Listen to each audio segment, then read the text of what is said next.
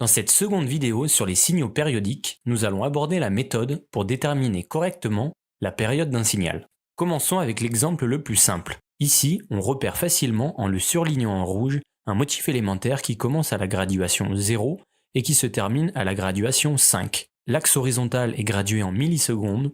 La durée du motif, donc la période, est de 5 millisecondes. Le préfixe milli correspond à la valeur 10 exposant moins 3. La période de ce signal est donc de 5 fois 10 exposant moins 3 secondes.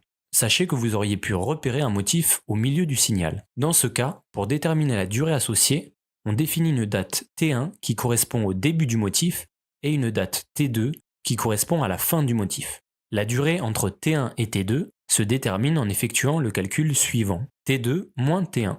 Ici, T2 moins T1 égale 15 moins 10, soit 5 millisecondes. Et on obtient bien le résultat vu précédemment. Cette méthode est à retenir car elle est applicable à tous les signaux périodiques. Prenons un second exemple. Si on se contente ici de repérer un seul motif élémentaire, notre mesure sera imprécise. Pour contourner cette difficulté, il faut repérer une portion de courbe correspondant à plusieurs motifs élémentaires qui s'enchaînent et dont les extrémités coïncident avec des graduations de l'axe horizontal. Autrement dit, le début du premier motif et la fin du dernier, s'ils sont bien choisis, doivent nous permettre d'effectuer une lecture graphique aisée de la durée correspondante.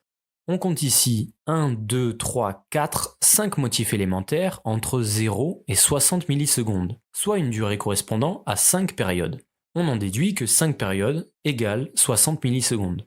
On divise les termes à gauche et à droite de l'égalité par 5, on obtient ainsi la valeur d'une période. T majuscule égale 12 millisecondes, que l'on convertit en secondes, soit 12 fois 10 exposant moins 3 secondes.